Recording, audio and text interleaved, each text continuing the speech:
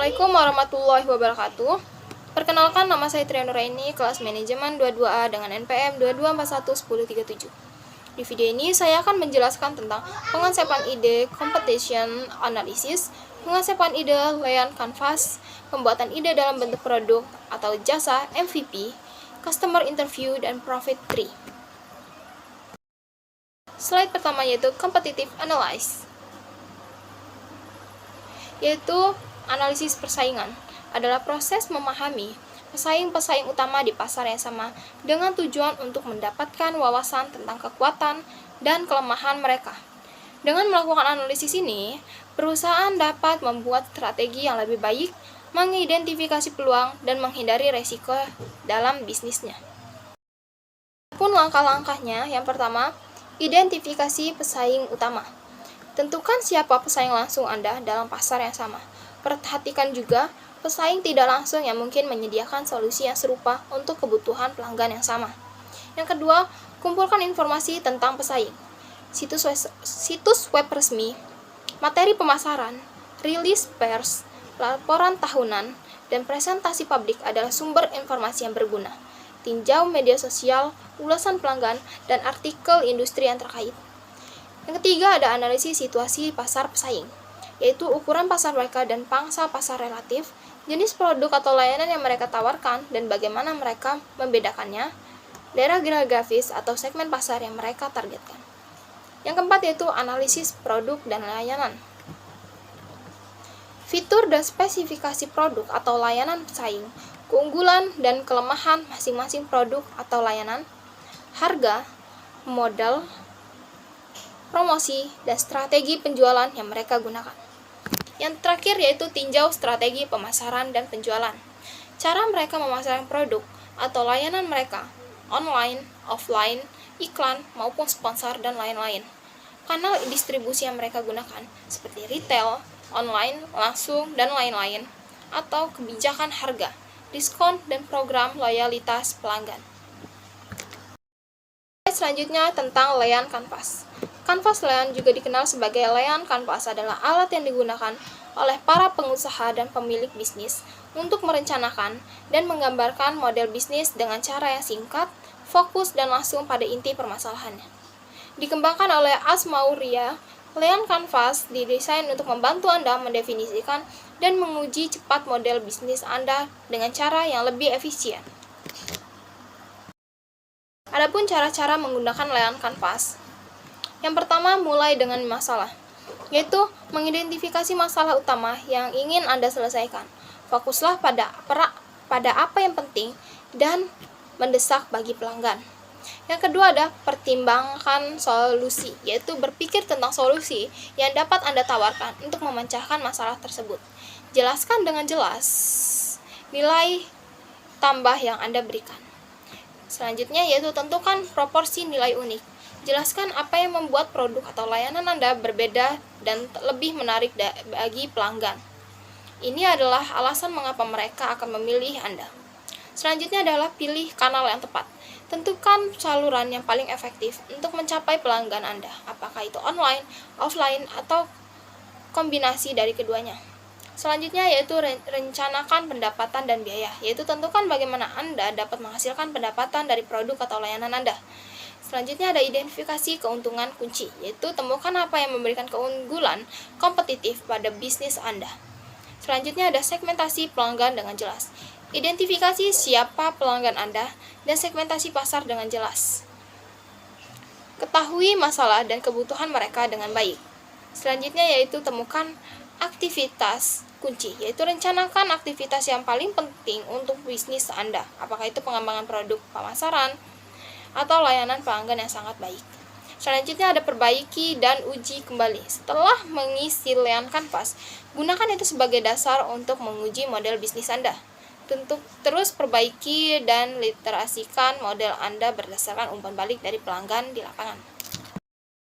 Slide selanjutnya yaitu pembuatan ide dalam bentuk produk atau jasa, MPV. MPV atau Minimum Viable Product adalah versi produk atau layanan yang memiliki fitur-fitur minimum yang diperlukan untuk memenuhi kebutuhan pelanggan.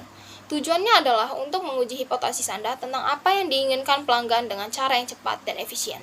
Dengan MPV, Anda dapat memvalidasi konsep Anda, memahami respon pasar, dan mendapatkan umpan balik yang berharga tanpa harus menghabiskan banyak waktu dan biaya dalam pengembangan.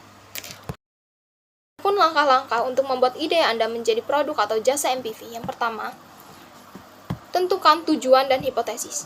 Jelaskan tujuan utama atau produk atau jasa Anda. Identifikasi hipotesis utama Anda tentang masalah yang Anda ingin selesaikan dan solusi yang ditawarkan. Yang kedua ada identifikasi fitur utama, yaitu pilih fitur-fitur yang paling penting atau mendasar yang diperlukan untuk memenuhi kebutuhan pelanggan dan menguji hipotesis Anda. Yang ketiga, desain MPV atau buat desain produk atau jasa MPV Anda berdasarkan fitur-fitur utama yang telah Anda identifikasi.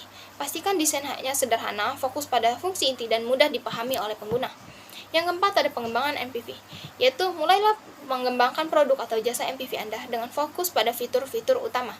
Gunakan alat atau platform yang memungkinkan pengembangan cepat dan iterasi seperti prototyping, template, atau alat pengembangan.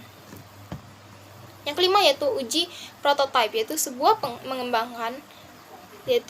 mengembangkan produk atau jasa secara penuh, uji prototype MPV Anda dengan kelompok target pengguna. Yang keenam ada iterasi dan perbaikan. Gunakan umpan balik dari pengguna untuk melakukan iterasi pada produk atau jasa Anda. Yang ketujuh yaitu peluncuran MPV. Setelah produk atau jasa Anda telah melalui iterasi yang cukup, siapkan untuk diluncurkan.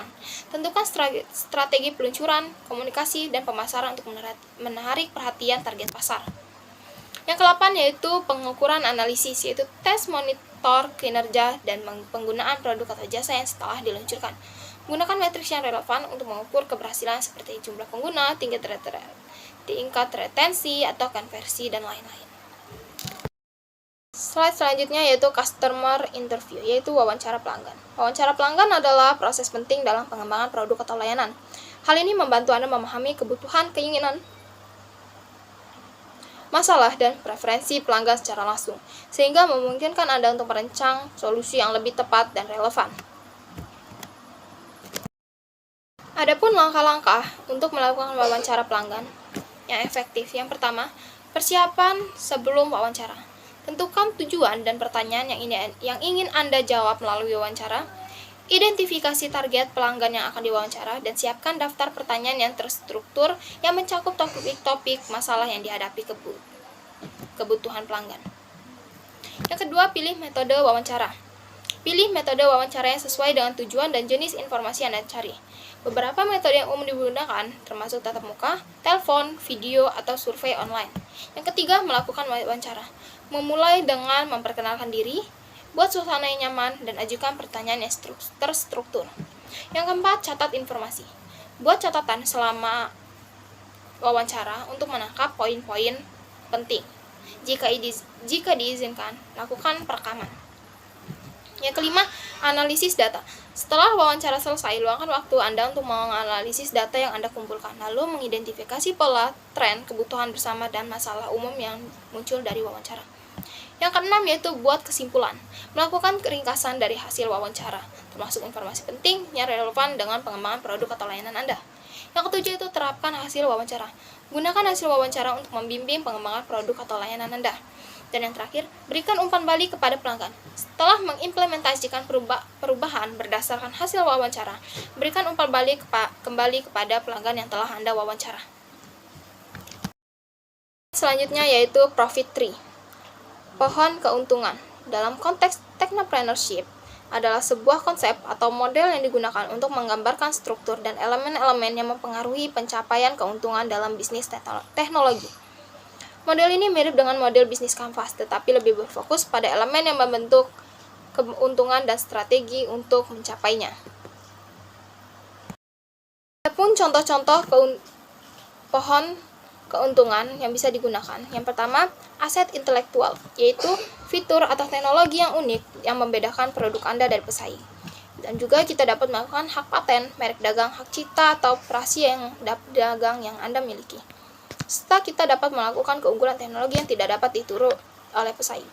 Yang kedua yaitu jaringan dan kemitraan, network and partnership, yaitu kerjasama dengan perusahaan lain untuk akses pasar teknologi, aliansi dengan penyedia layanan terkait dengan startup lain untuk meningkatkan nilai produk, dan menggunakan jaringan pelanggan loyal atau komunikasi yang aktif untuk mendukung produk Anda.